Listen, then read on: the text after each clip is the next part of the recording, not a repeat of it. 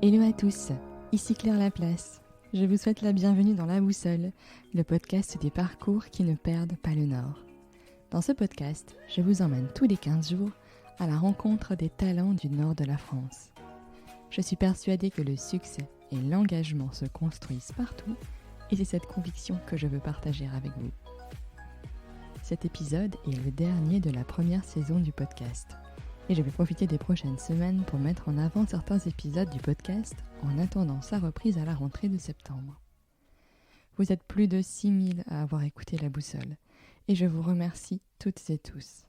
Je vous remercie aussi pour vos messages d'encouragement, vos conseils afin d'améliorer certains aspects du podcast. Grâce à vous et à votre bienveillance, je repars pour une deuxième saison où je continuerai à vous emmener à la découverte des talents du nord de la France.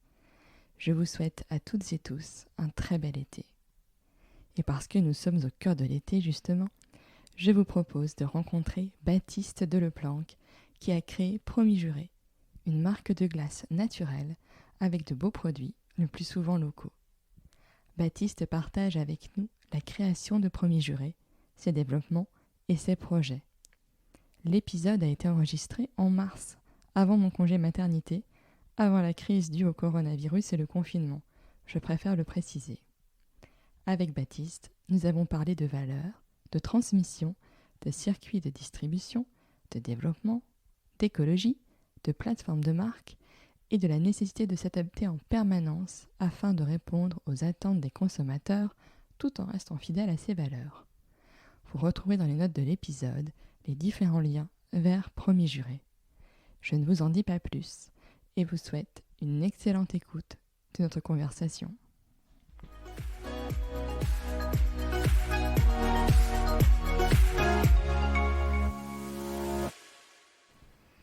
Bonjour Baptiste.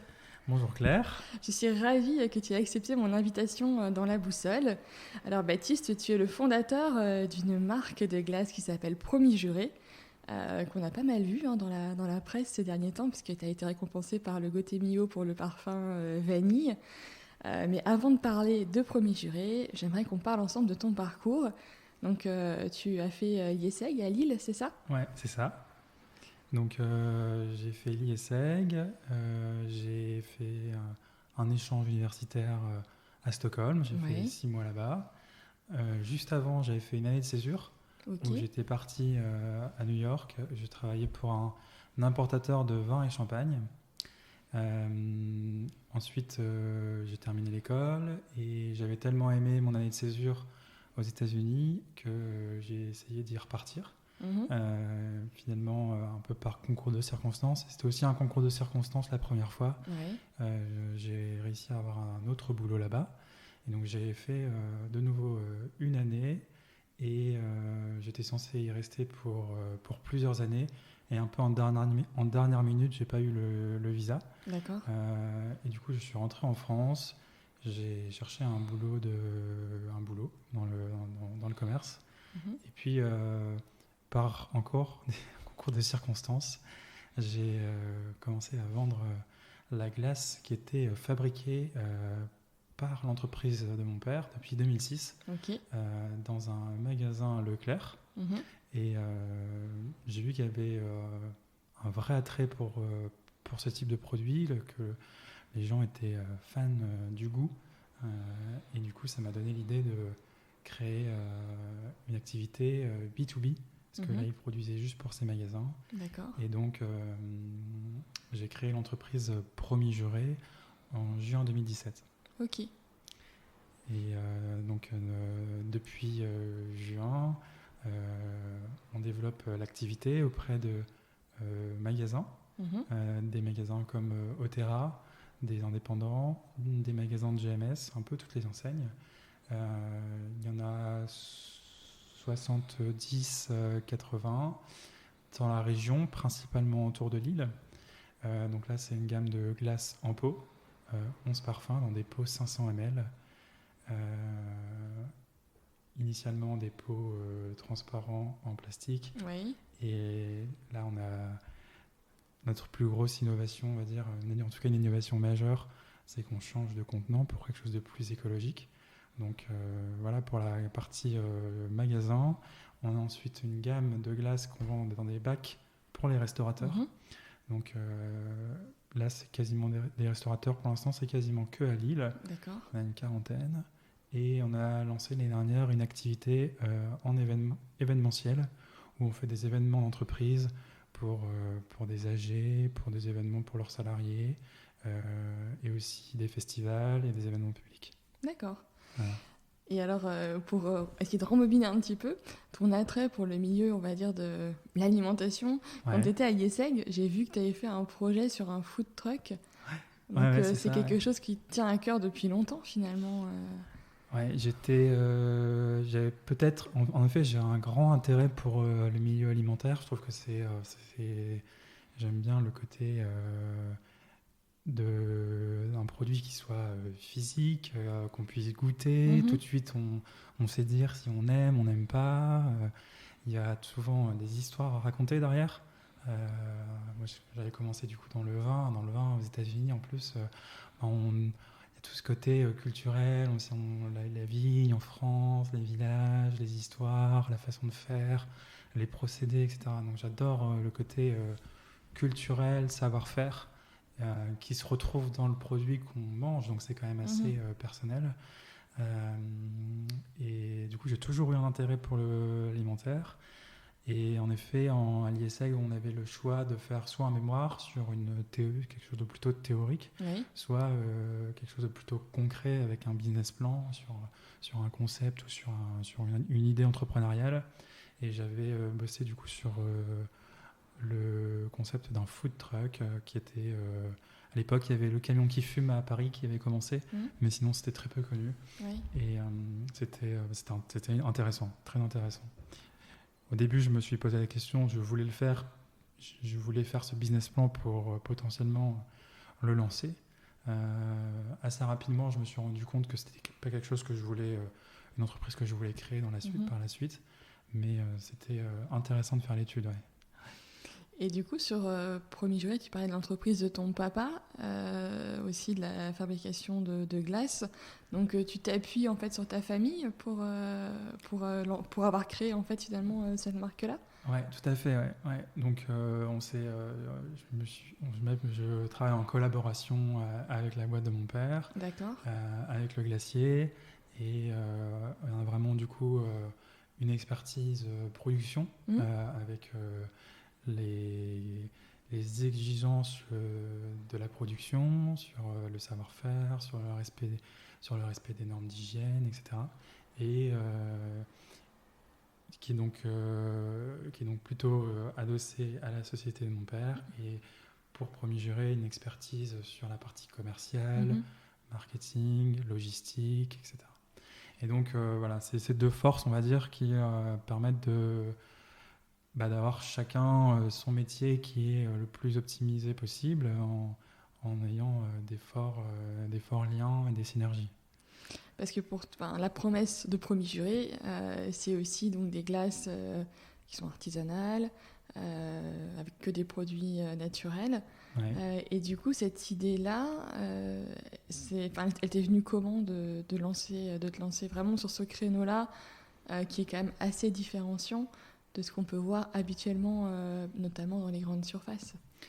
Ouais, c'était avec ce concours de circonstances en rentrant des États-Unis où j'avais cette proposition pour être chef de secteur pour une marque de café. Et je suis allé voir un directeur de magasin Leclerc en le questionnant, en lui demandant qu'est-ce que tu penses de ce boulot, parce que j'avais jamais travaillé en France au final. Et à ce moment-là, il m'a incité à plutôt ne pas prendre ce poste et à vendre les glaces que lui connaissait déjà dans son magasin. D'accord. Et donc c'est comme ça que ça a commencé. Ok. Ouais. Et sur la partie production, pour en parler aussi, parce que c'est vrai que ça détermine quand même aussi la qualité du produit. Pour aller chercher des matières premières, alors j'avais lu, je crois que sur certains c'est des purées de fruits, notamment sur la framboise, mais après tu travailles aussi avec des produits qui peuvent être frais sur la fraise. C'est bien, j'ai lu, je prépare un peu mes entretiens. Et du coup, comment tu arrives à garantir ce sourcing-là? Parce qu'il est quand même hyper important, je pense, pour les gens, en tout cas, qui achètent ta marque de glace. Alors, on est vraiment sur l'ancrage territorial dans le sens où tout est fabriqué, toute notre glace est fabriquée à Saint-Guin-en-Mélantois. Ensuite, au niveau des approvisionnements, on privilégie le critère de base, c'est la qualité de l'ingrédient. Donc, d'un point de vue gustatif, d'un point de vue hygiène, qualité aussi. Et là, encore plus depuis quelques mois, depuis quelques années, un sourcing en région. D'accord. Donc on travaille pour certains ingrédients, comme tu l'évoquais, avec la fraise, avec des fruits frais, du marché de Falampin, avec le café, avec un torréfacteur à air sur la lisse, pour la vanille qui est de Madagascar, mais qui est importée et travaillée par un fournisseur dans le Pas-de-Calais. Donc autant que possible, on essaie de trouver des ancrages territoriaux. Et c'est vrai que c'est très très très important pour à la fois une cohérence totale sur le lieu de fabrication et aussi l'origine des ingrédients. Et puis en plus, quand on voit, j'en parlais en introduction, que tu as un parfum qui est récompensé par le Gaultier Millau, c'est quand même à la fois en termes de visibilité, de communication. Est-ce que du coup, pour toi, ça a déclenché, moi je sais pas, l'intérêt d'autres distributeurs pour avoir tes glaces? Enfin, comment t'as fait pour être sélectionné? Est-ce qu'ils sont venus te chercher? Et les impacts que ça a eu aussi pour Premier Juré derrière. Ouais, alors ils sont venus nous chercher dans le sens où tous les mois ils font un concours sur un produit spécifique, et sur le mois d'août c'était sur les glaces et sur la glace vanille. Donc ils nous ont contactés pour savoir si on était intéressé à y participer. Donc ça consistait simplement à leur fournir de quoi la goûter. Donc j'ai tenté. Et je l'ai déposé un peu à Paris, au siège. Et puis voilà, c'est comme ça que ça s'est fait. Okay. On a eu les résultats un mois plus tard. Et les retombées, elles ont été importantes. On n'a pas eu tout de suite des nouveaux clients qui sont venus suite à ça. Mais ça a légitimé vraiment tout le travail qui est fait depuis de nombreuses années par l'équipe en prod, par nous, par tous. Ça permettait de légitimer ce travail et d'ancrer la marque vraiment sur l'aspect très haut de gamme, régional. C'est vrai que c'est important. Enfin, c'est beau aussi de voir un travail qui est vraiment collectif, récompensé, mis en avant, et de mettre en avant un savoir-faire régional, c'est chouette aussi. Ouais, carrément. C'est d'autant plus que on a tout de suite commencé à vendre de la glace dans des magasins qui sont plutôt des supermarchés, et c'est là où les gens font leurs courses au quotidien, n'ont pas forcément l'idée d'acheter un produit qualitatif. C'est beaucoup de choses industrielles encore aujourd'hui dans un supermarché, même si ça évolue. Oui. Et du coup, voilà, d'avoir cette... finalement, moi je disais, on peut pourquoi pas proposer des produits de grande qualité là où les gens font leurs courses au quotidien. Et ça paraissait un peu étrange, mais le Gaultier Millau a légitimé tout ça. Oui. Ouais. Et puis ça, qu'il y a aussi quand même des habitudes de consommation qui évoluent. J'en ai parlé plusieurs fois dans le podcast avec différents intervenants. Je pense aussi que les consommateurs essayent de mieux comprendre ce qu'il y a dans leur assiette, ce qu'ils mangent. Et donc, c'est vrai qu'une démarche comme la tienne rentre en fait dans ces préoccupations-là. D'acheter peut-être moins, mais du coup meilleur. Oui, tout à fait. Ouais. Et c'est aussi des choses qu'on a mis en place cette année en travaillant sur nos recettes pour qu'elles soient le plus naturelles possible, avoir une liste d'ingrédients la plus courte possible, la plus compréhensible possible. La naturalité, c'est quelque chose sur lequel on travaille aussi. Alors la glace, ça reste un produit plaisir, c'est pas quelque chose qu'on va forcément manger 3 fois par jour, tous les repas, tous les jours. C'est pas un produit qui en soi, ça reste un produit sucré. Donc sur toutes les applications comme Yuka, etc., c'est pas quelque chose qui ressort vraiment comme sain. Ça reste plaisir, mais c'est important que ce soit le plus naturel possible. Quoi. Et donc on a beaucoup travaillé là-dessus aussi. Ouais. Que ce soit le goût est important, c'est la promesse du goût premier juré. Mais derrière, il y a aussi les attentes sur la façon dont c'est fabriqué, les ingrédients qui sont utilisés, l'aspect sain, etc. Et donc pour revenir sur les recettes, comment tu les élabores ? Enfin, t'as des goûteurs, des testeurs, je sais pas comment ça marche. Ouais, donc tu te dis on fait tel parfum parce qu'il y a des choses qui sont classiques. Après, concrètement, comment on élabore un parfum de glace ? Comment ça se fait ? Alors en plus avec la glace, c'est vrai qu'on peut faire une multitude de recettes. Il n'y a pas de limite. On peut faire une glace, des trucs un peu farfelus comme à l'huître ou au fromage, etc. Ouais. Donc le champ de possibilités est large. On essaye du coup de voir un peu les attentes de nos clients, restaurateurs, clients en magasin, sur les parfums qu'ils aimeraient goûter. Et ensuite, on réfléchit avec l'équipe au labo, avec le glacier. Lui élabore des tests sur une petite quantité. Ouais. On goûte. On affine un petit peu. On goûte en interne. D'accord. On goûte en interne et souvent on a 2-3 ajustements et puis ensuite on arrive à valider la recette et à l'améliorer régulièrement, mais ouais, voilà. Ok. Et donc du coup tu parlais de 11 parfums, c'est quoi en fait les parfums qui actuellement Donc en parfum on a 4 sorbets. Oui. Donc la fraise qu'on évoquait, la framboise, le citron et la mangue passion. Oui. Donc des sorbets avec minimum 60% de fruits. D'accord. Ensuite des crèmes glacées avec la fameuse vanille, café, chocolat, caramel beurre salé, spéculoos, chocolat blanc spéculoos. D'accord.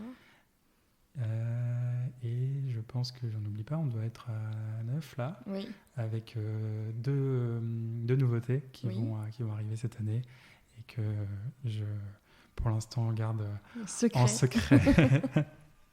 C'est normal. Ouais. Secret de fabrication. C'est ça, exactement. Ouais.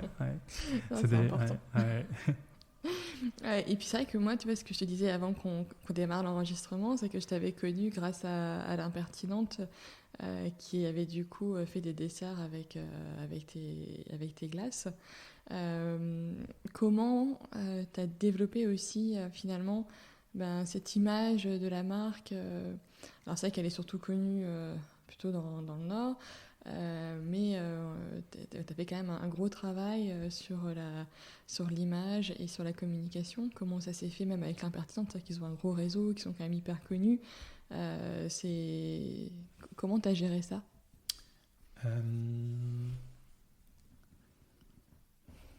Comment j'ai... Alors... Je pense qu'il y avait beaucoup le terrain, vraiment d'avoir les retours des clients, des gens qui goûtent la glace, qui m'a permis d'identifier vraiment les commentaires et pour pouvoir ensuite bien la positionner, réfléchir vraiment ce qu'on voulait véhiculer comme valeur. Et Du coup, j'ai beaucoup réfléchi à la base sur les valeurs qu'on voulait transmettre, le nom. Oui. Et ensuite, après ce gros travail-là, tout ce qu'on faisait, le discours qu'on avait, le discours que j'avais, le discours que je transmettais aux personnes qui me rejoignaient, se véhiculer dans les valeurs de la marque. Donc le côté authentique du produit se retrouver finalement dans notre discours. Et c'est vrai qu'après on a eu la chance d'être en contact avec des partenaires, des clients qui avaient des réseaux importants et qui nous a permis d'être relayés. Ouais. D'accord. Mais en fait, c'est parti vraiment sur un gros travail de réflexion sur ce qu'était le produit qu'on goûtait actuellement et ce qu'on voulait transmettre. Et une fois que ça a été bien défini, tout coulait de source. Oui. Ouais. Après, il y avait une vraie cohérence et du coup, ça a déroulé. Ouais. D'accord. Alors, ça a évolué quand même depuis bientôt 3 ans. Au tout début, c'était vraiment que le goût. C'était le côté plaisir, le goût. Et là, aujourd'hui, maintenant, comme je te disais tout à l'heure, on se rend compte que les attentes de nos clients, et nous aussi, en tant que membre de l'équipe Promis Juré, on a des attentes qui sont différentes et la dynamique écologique, le produit sain est de plus en plus important. Et donc là, on prend des mesures qui sont avant, par exemple, on a aujourd'hui décidé, depuis quelques mois, on a décidé d'arrêter le parfum Nutella, qui était un parfum qui plaisait, et on fait des déçus en l'arrêtant. Mais aujourd'hui, utiliser de l'huile de palme dans nos recettes, ça collait plus à notre identité, au message qu'on voulait transmettre. Donc on a arrêté ce parfum-là, alors qu'au tout début, on mettait du vrai Nutella dedans, le goût était bon, les gens apprécient ce produit parce qu'il... Voilà. Donc ça évolue. Oui, finalement tu t'adaptes. C'est ça, les valeurs sont bien définies au début, elles sont ancrées, elles sont en nous, et ensuite, tout comme l'être humain, on évolue en même temps que notre produit, etc. Et aussi, c'est un sujet qui revient assez souvent avec les personnes avec lesquelles j'échange sur le podcast, c'est en fait l'écosystème bienveillant qu'il y a dans la région autour de ceux qui lancent une entreprise, une activité. Et est-ce que toi aussi, tu as essayé de chercher à la fois peut-être des conseils ou voire même un appui financier auprès des différents réseaux qui existent dans la région ?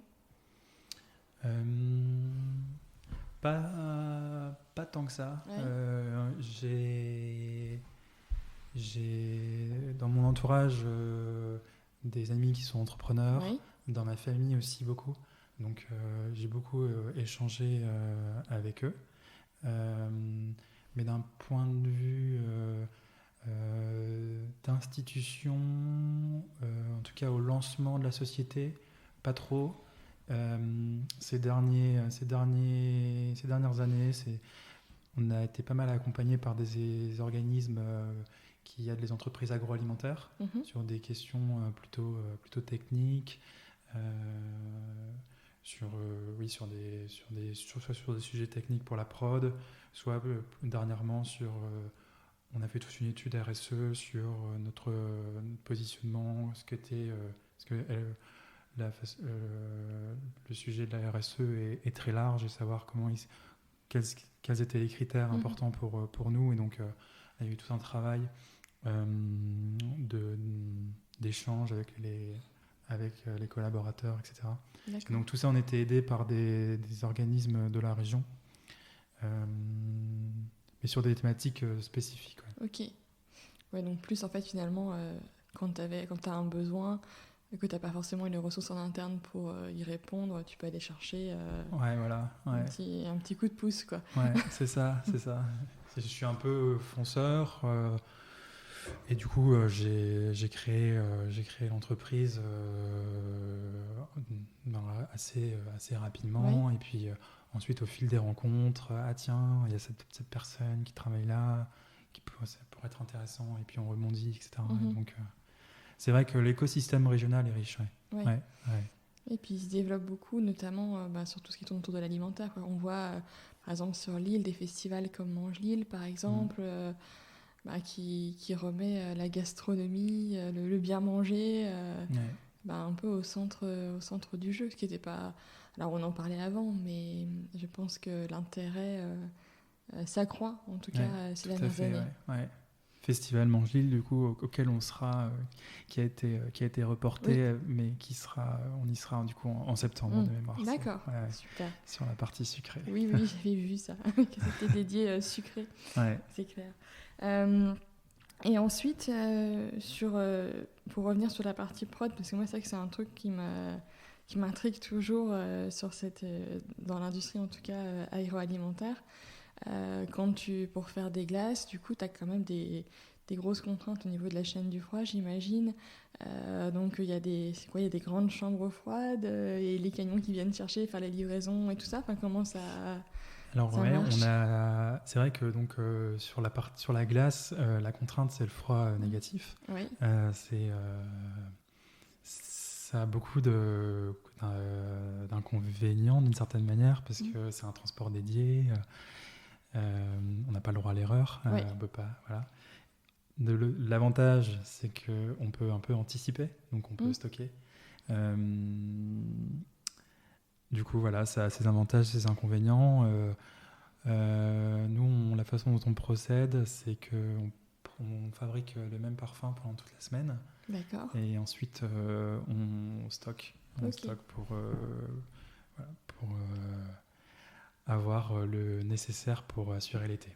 D'accord. Ouais, forcément, on a un rythme de vente plus important en été, qui est plus important, mais qui n'est pas non plus du tout au rien. Parce que notre glace, c'est vraiment le plus un produit dans les occasions de le manger plus proche presque d'une pâtisserie que d'une glace purement et simplement rafraîchissante. D'accord.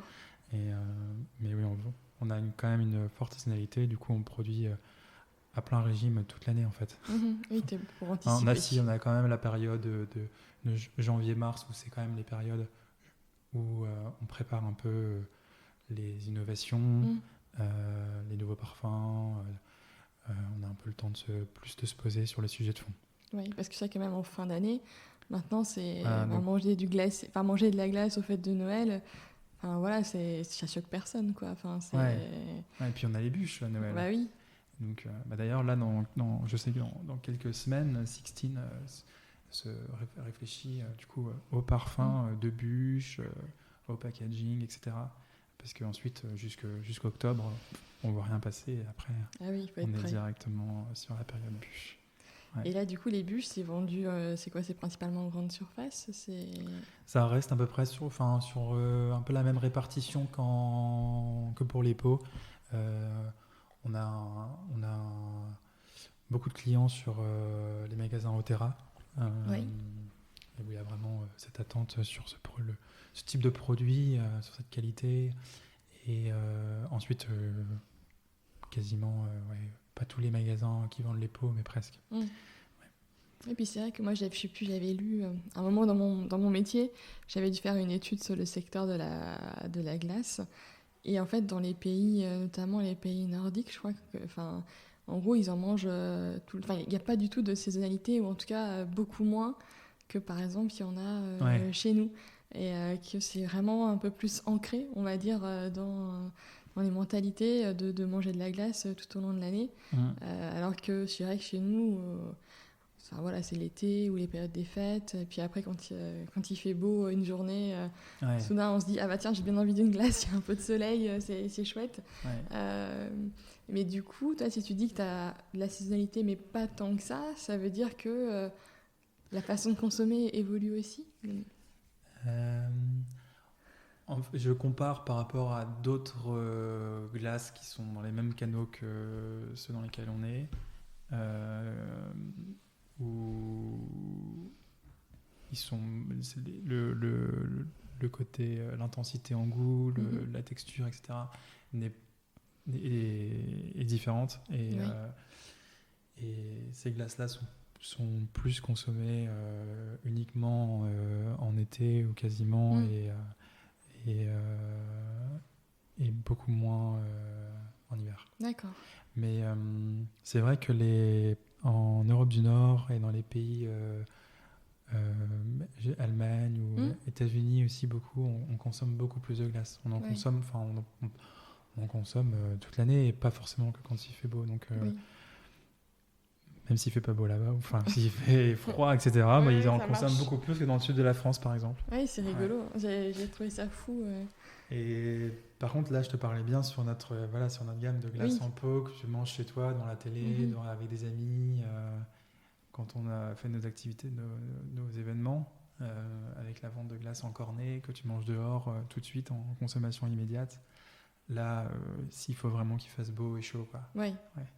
Oui, alors que finalement, dans les restaurants, des desserts glacés, il y en a toute l'année. Tout à fait. Ouais, bien sûr. Ouais, donc du coup, ça te permet quand même de lisser un peu par le fait que tu sois présent à la fois en B2C, même si c'est avec un intermédiaire des grandes surfaces, mais le fait que tu aies aussi des restaurateurs, c'est ce qui te permet d'avoir un volant d'activité qui soit pas trop, qui soit, on va dire, pas trop fort, pas trop de variations à gérer. D'accord. Ouais, tout à fait.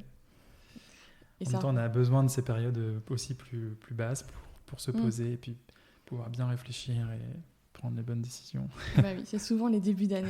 Elles sont un peu partout. C'est vrai que c'est... Là, on passe un peu aussi d'une organisation où y a plus de personnes qui sont dans l'équipe. Donc, c'est les occasions de former, de s'organiser. C'est intéressant aussi. Mais moi, mon métier, il évolue beaucoup du coup. Ah oui, parce que finalement, premier juré, vous êtes combien maintenant ? On est 6 et il y a 2 personnes qui nous rejoignent en stage. Donc on sera 8 cet été. Ouais. Donc c'est quand même déjà une belle équipe. Ça commence à faire une petite organisation avec donc par rapport à il y a 2 ans où j'étais seul avec 2 personnes en stage aussi. Là ça passe plus d'une organisation, entrepreneur à entreprise, même si c'est... Et comment tu gères ça, toi ? C'est un petit challenge un peu, parce que j'avais fait le métier de commercial, où on est seul, on gère ses clients seul, c'est très indépendant. Moi, j'ai une nature aussi assez indépendante. Mais je prends plaisir à échanger, trouver des axes d'amélioration, progresser ensemble. Et finalement, de savoir s'entourer de personnes qui ont des compétences que toi, tu n'as pas forcément et qui font monter en puissance l'entreprise. Tout à fait, exactement, il y a vraiment... Je suis entouré de personnes qui sont extrêmement compétentes et sur lesquelles je me repose et je les laisse travailler en totale autonomie, qui sont là depuis quasiment le début. D'autres personnes qui nous rejoignent prochainement, sur lesquelles j'ai du plaisir à les former. Et on a de la chance parce qu'on a les personnes qui nous rejoignent ont toujours un état d'esprit hyper curieux, motivé, donc c'est agréable. Puis c'est chouette de participer à l'aventure d'une entreprise en développement. C'est quand même des moments qui sont clés. Ouais, tout à fait. C'est des moments où il y a beaucoup de changements. Toutes les journées sont différentes. Et puis après, ce qui est chouette aussi pour toi, c'est d'avoir pu t'appuyer finalement sur un fournisseur de super confiance avec ta famille. C'était ça aussi. Exactement, ouais. De pouvoir m'appuyer à la fois sur un produit déjà bien élaboré Et en effet, la relation de confiance, c'est difficile de trouver mieux. Oui. Parce que c'est vrai que c'est toujours un enjeu, je trouve, dans les différents parcours que j'ai eu la chance d'entendre, trouver en fait les bons fournisseurs, quelle que soit finalement sa branche d'activité, c'est quand même un point qui n'est pas forcément évident. Ouais. Donc déjà, quand tu sais que tu as quelqu'un en qui tu peux avoir confiance, en qui tu peux t'appuyer, mine de rien, ça te permet de concentrer sur le développement de ton entreprise et puis de pouvoir aller peut-être plus tout vite. À fait, ouais. Ouais, tout à fait. Et puis c'est vraiment du gagnant-gagnant parce qu'on s'apporte mutuellement sur des éléments sur lesquels en production il y a peut-être moins de sensibilité. C'est des choses qu'on a un peu poussées pour mettre en place. Et puis aujourd'hui, on se rend compte que c'était important d'avoir fait ces changements. Et donc le produit se retrouve encore amélioré, sublimé. Oui. Ouais, c'est vrai que ça c'est important aussi d'avoir des gens en face qui sont à l'écoute des améliorations possibles. Oui, tout à fait. Et donc, excepté ces deux nouveaux parfums, c'est quoi tes projets ? Alors, on a le super fier d'annoncer qu'on sort un packaging qui sera très écologique, novateur, dans des pots qui seront en verre. D'accord. Donc c'est quelque chose qui se fait très, très peu en glace, surgelé. Et donc le verre est un matériel qui est recyclé. Donc on sort, on commence la production prochainement de ces pots en verre qui seront dispo au fil de l'été en fonction des parfums. D'accord.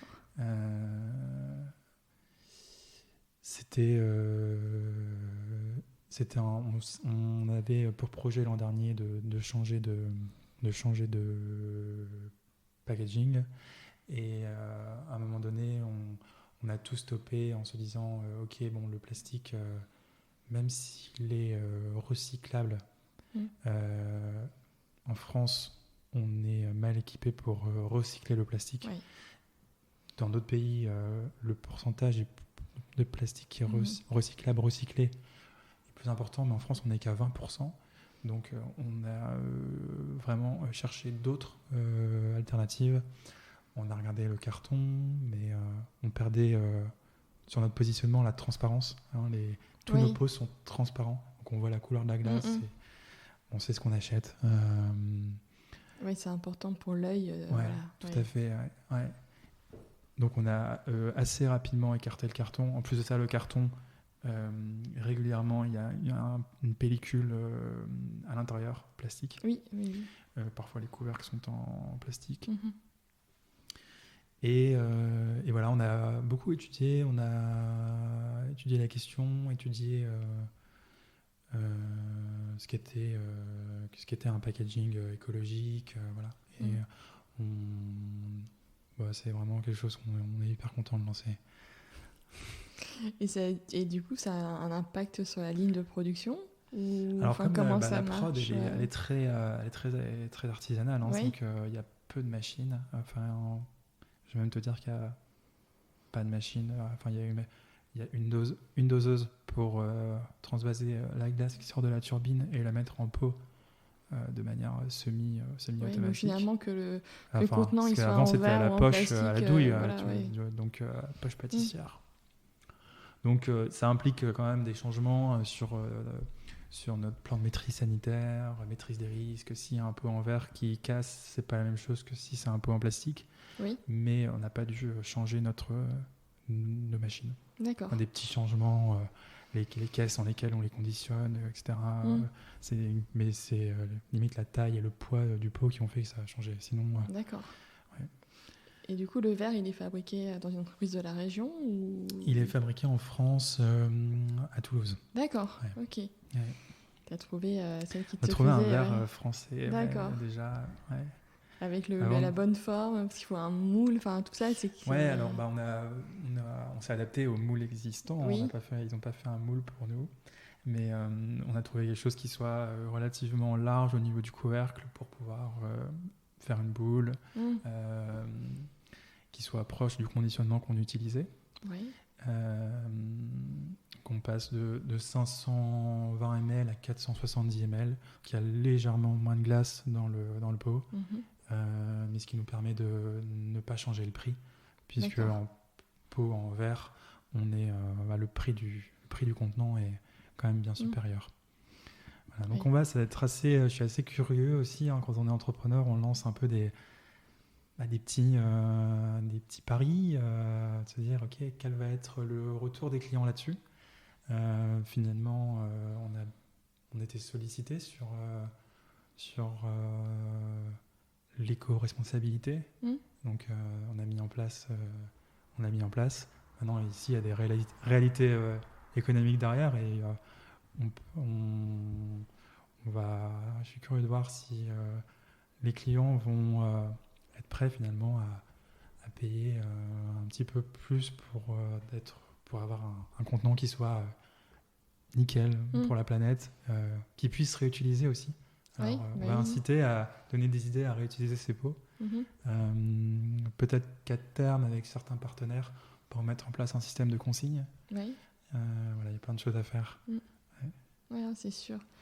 Et donc, pour parler un petit peu de quantité vendue, je sais pas, en nombre de litres, si tu as des idées ou je sais pas comment toi tu quantifies ton...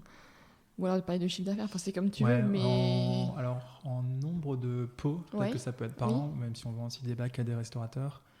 On vend... Alors attends, je prends parce que j'ai mon chiffre un peu plus à l'année, parce que comme il y a une forte saisonnalité, mais si je te sors un peu en moyenne sur un mois, on commence à quand même être sur des quantités moi que je trouve assez impressionnantes. On est monté entre 5 et 7 000 pots par mois. Ouais, c'est quand même significatif. Ouais.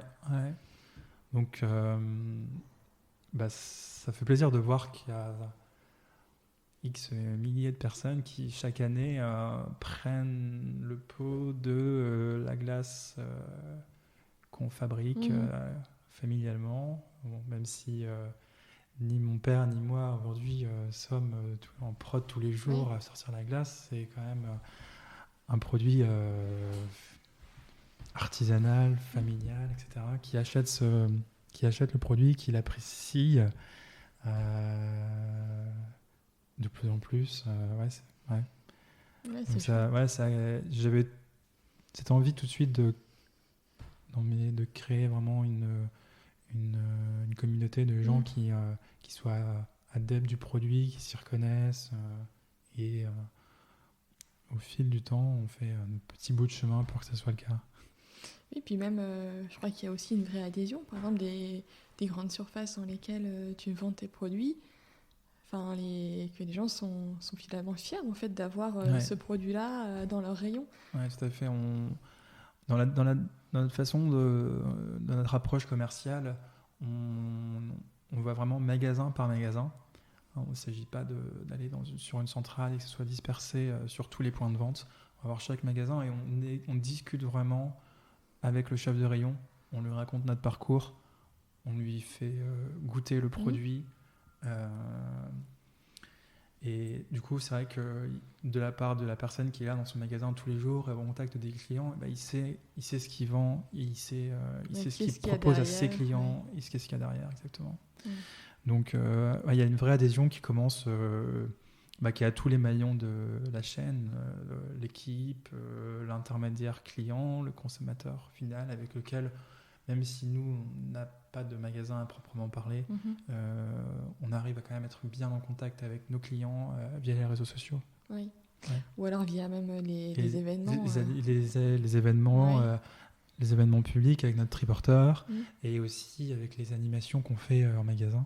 Donc tous les samedis matins, printemps, été, on est en magasin à faire goûter la glace. D'accord, c'est chouette. C'est carrément. Comme ça, au moins, tu vois les réactions tout de suite. Ouais. Ah, c'est chouette. Et sur la partie logistique, parce que bon, entre plus de 5000 pots par mois, ça demande aussi une organisation, j'imagine. Et du coup, comment tu travailles avec des grands transporteurs? On travaille avec un transporteur, une grande entreprise de transport qui sait livrer tous les magasins dans lesquels on vend. D'accord. Toutes les semaines. Donc pour les magasins, quasiment toutes les livraisons sont faites par transporteur. Et pour les restaurateurs, on fait toutes les livraisons nous-mêmes. D'accord. Voilà. Donc dans l'équipe, 2 personnes en contrat étudiant, Antoine et Paul, qui font les livraisons en fin de semaine. Et puis dans l'équipe ici au bureau au quotidien, dans nos tournées, on va livrer nos clients restaurateurs de manière régulière. Et comme ça, du coup, il y a quand même ce contact finalement avec c'est restaurateurs. Exactement. Alors au début, on faisait toutes les livraisons nous-mêmes, mais dans les magasins, on a régulièrement des process logistiques. Il faut passer par la réception. Il suffit, s'il y a des horaires très précis à respecter. Donc on a sous-traité une partie de la livraison pour pouvoir vraiment avoir des échanges plus qualitatifs, plus poussés que bonjour, salut, ça va, je te livre. Allez, je fais une autre livraison. Voilà. Oui, de mettre vraiment des spécialistes. On peut vraiment creuser un peu plus et discuter. D'accord, c'est chouette. Avec les restaurateurs, quand on livre, on voit quasiment toujours le chef de cuisine ou le patron. Donc il y a d'autant plus de pertinence à faire ces livraisons nous-mêmes. Oui, puis d'avoir un peu leur retour. Et puis on a nos parfums du mois aussi. Donc c'est des parfums qu'on sort une fois tous les 2 mois. Donc on a régulièrement des nouveautés à leur présenter, les retours à avoir. Puis avec les restaurateurs, c'est aussi leur cœur de métier, vraiment le goût du produit. Donc on échange pas mal avec eux sur ce qu'on sort. C'est chouette. Donc du coup, tes étudiants livreurs, ils doivent aussi être des beaux commerciaux. C'est pas que de la livraison. Tout à fait. C'est clair. D'ailleurs, ils sont plutôt étudiants en école de commerce et ils sont des vrais ambassadeurs de notre gamme. Et en effet, il y a beaucoup d'échanges. Et pour revenir un peu sur l'origine de Premier Juré, sur le nom, comment tu l'as trouvé et ton logo, est-ce que c'est toi qui l'as fait? Comment ça... Alors, le nom Premier Juré, c'est pas moi qui l'ai trouvé. Le logo, c'est pas moi qui l'ai trouvé. Il faut savoir s'entourer, comme tu disais. C'est ça. Le nom Premier Juré, donc en fait... il a tout un historique derrière avec ce qu'on voulait transmettre. Ensuite, j'étais en contact avec un ami d'un ami qui était étudiant en école de com et qui s'est passionné pour le projet, qui en a parlé à tous ses potes de promo. Et puis, on s'est vu plusieurs fois. À un moment donné, il m'a dit, bon, écoute, là, j'ai 100 noms. Enfin, il n'y avait pas 100, mais il y avait 3 pages. Ouais, c'est énorme. Ouais. Dont 3 qui ressortent. Je me souviens plus des 2 autres, et dont Premier Juré. Et tout de suite dans l'immédiat, on a tous les. J'ai eu aussi un déclic pour ce nom. Et puis le lendemain, c'était acté que c'était ça. Et quand les clients goûtaient le produit, déjà même avant qu'on trouve le nom, parce que on avait commencé à vendre la glace sans le nom Premier Juré. Les commentaires, c'était ça a vraiment le goût de. Oui. Et c'était vraiment cette phrase. Je peux dire et aujourd'hui encore sur une animation qu'on fait un samedi matin, il y a, je pense, pas une matinée où on n'a pas au minimum ces quelques mots. D'accord. Ouais. Donc ça a été au début notre pot Premier Juré, c'est de là. Ou c'est de la fraise, c'est du café. Il y a vraiment l'impression c'était cette impression qu'on retranscrit écrivait dans notre nom, de croquer dans la fraise, de boire un café presque. D'accord. Voilà pour le nom, et pour le logo, c'est un ami de cette personne. D'accord, qui a réfléchi sur le logo, la fameuse tache qui coule. Oui, oui, il est joli, quoi. Enfin, voilà, de suite, on imagine le pot bien rempli de glace qui déborde. Et il est chouette parce que du coup, il reflète aussi la générosité un peu de la marque. Enfin, je pense que c'était peut-être ça. Et le côté gourmand aussi des glaces que tu proposes. Tout à fait, ouais. Tout à fait.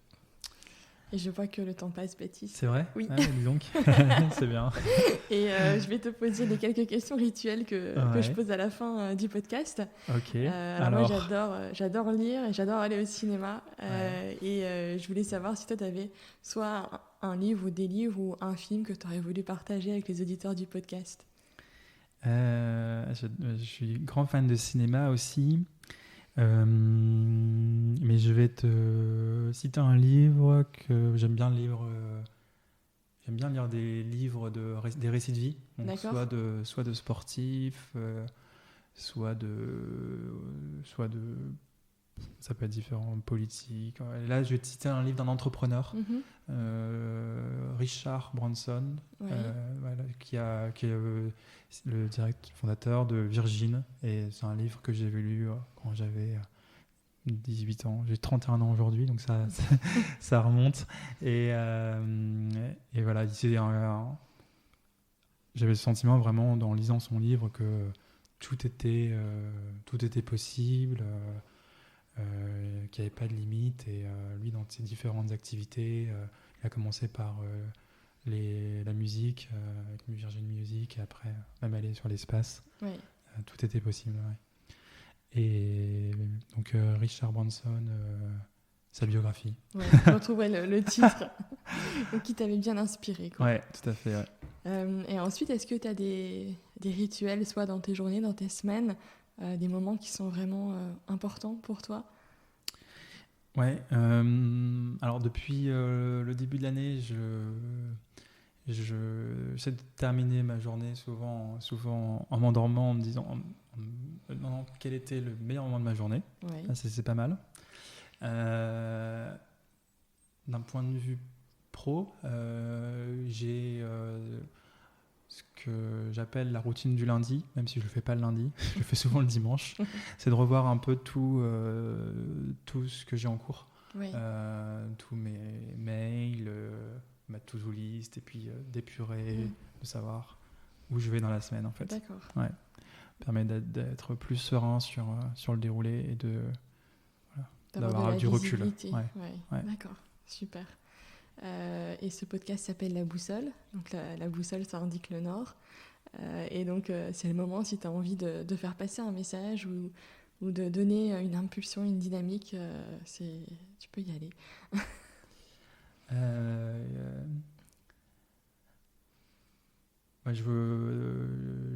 Alors c'est aussi pas mal entrepreneurial, la boussole, non ? Donc, oui. D'un point de vue entrepreneurial, si j'avais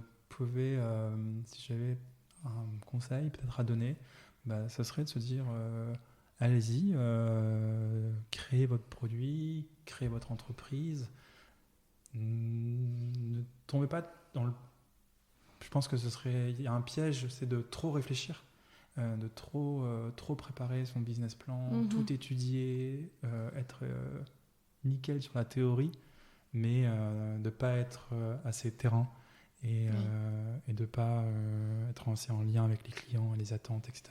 Finalement, d'accepter d'être imparfait, mais de se lancer quand même. Ça. On lance quelque chose qui est volontairement imparfait, mais qui nous permet de facilement le modifier. Parce que si je réfléchis à quelque chose pendant 1 an, qui est parfait, si le client à la fin il me dit ça va pas, je vais me dire mais si ça va, j'ai fait toutes les meilleures études, j'ai réfléchi, j'ai fait les X sondages, et voilà. Okay. Et enfin, est-ce que tu aurais un invité, une personne que tu voudrais entendre dans ce podcast ? Je dirais mon oncle, fondateur de la Ferme du Sens, qui est un des premiers magasins bio dans la région. D'accord. Donc c'est à Villeneuve-d'Ascq. Il a monté assez rapidement sa fabrication de pain. Et c'est celui que je recommanderais, donc Thierry Decoster. Et c'est quelqu'un avec qui j'échange beaucoup sur la vision d'entreprise, la stratégie et beaucoup sur l'humain aussi. Okay. La façon de motiver ses équipes, d'échanger, de construire ensemble la société. Oui. Et pour toi qui est en plein développement, c'est hyper important. Voilà, exactement. Il a le recul, il a le regard extérieur, mais en même temps il connaît. Donc on se voit au minimum une fois tous les 2 mois autour d'une bonne bouffe. D'accord, super. Ouais. Merci beaucoup Baptiste. Merci Claire. Merci pour ton temps. Et je mettrai dans les notes de l'épisode tous les liens à la fois vers le site internet et la page Instagram de Premier Juré. Ok, merci. Merci.